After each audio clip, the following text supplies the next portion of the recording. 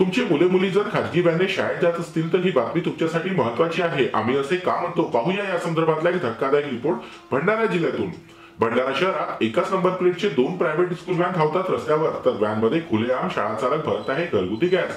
RTO विभाग करतोय काय? हा धक्कादायक प्रकार उघड आला आहे भंडारा शहरातील SRC कॉन्व्हेंट स्कूलमध्ये। गेल्या अनेक महिन्यापासून या दोन्ही प्रायव्हेट स्कूल व्हॅन लहान चिमुकल्या मुलांना घेऊन रस्त्यावर धावत आहेत। मात्र शहरात 2 गाड्या एकाच नंबर प्लेटच्या धावत असताना आरटीओ विभागाला याची साधी भनक सुद्धा नाही। इतकंच नाही तर या दोन्ही स्कूल व्हॅन गॅस किटवर चालतात। संस्थाचालक खुलेआमपणे या प्रायव्हेट स्कूल व्हॅन मध्ये घरगुती गॅस भरताना दिसून येत आहे, याची कुठलीही परवानगी घेण्यात आली नाही। हा सगळा प्रकार भंडारा शहरातील SRC कॉन्व्हेंट स्कूल मध्ये खुलेआम सुरू असून हा सगळा प्रकार आमच्या कॅमेऱ्यात कैद झाला आहे। तर या संदर्भात या व्हॅनला शोधून कारवाई करणार असल्याचं आरटीओ विभागाचं म्हणणं आहे। मात्र गेल्या अनेक महिन्यापासून बिनधास्तपणे या दोन्ही व्हॅन शहरात धावत आहे। इतकंच नाही तर स्कूल व्हॅन मध्ये लहान चिमुकले मुले देखील बसलेले असतात, त्यामुळे एखादा अपघात होऊन मोठी दुर्घटना घडली असती तर याला जबाबदार कोण, असा प्रश्न या निमित्तानं उपस्थित केला जात आहे। भंडारा शहरामध्ये आतापर्यंत 258 स्कूल बसेसची नोंदणी आहे।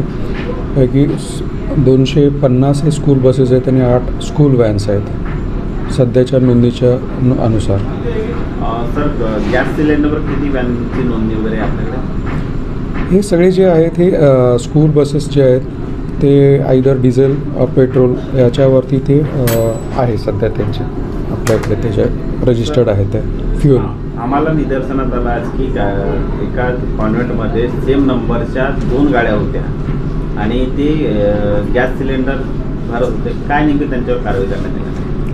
हो, आता आम्हाला ही पण माहिती मिळाली आहे। तर आमच्या स्क्वॉडला आम्ही आता कल्पना दिलेली आहे, म्हणजे इन्स्ट्रक्शन्स दिले आहेत। सदरची जी काही वाहने आहेत ती तपासून त्याप्रमाणे जी काही कारवाई शासकीय आहे त्याच्यावरती करायची असं त्यांना इन्स्ट्रक्शन्स दिलेले आहेत। काय नेमकी कारवाई? सेम नंबर प्लेटच्या गाड्या असतात त्या आयडेंटिफाय करावं लागतील, ते कुठले कुठले वाहनं आहेत। ते एकच नंबरची एक असू शकेल, पण दुसरी कुठली आहे त्यांनी त्याच्यामध्ये काय केलेलं आहे हे तपासल्याशिवाय नाही सांगता यायच्यात। तपासण्यालाच दिलेलं आहे इन्स्पेक्टरांकडे, माहिती मिळताच आपल्याला कळवण्यात येईल।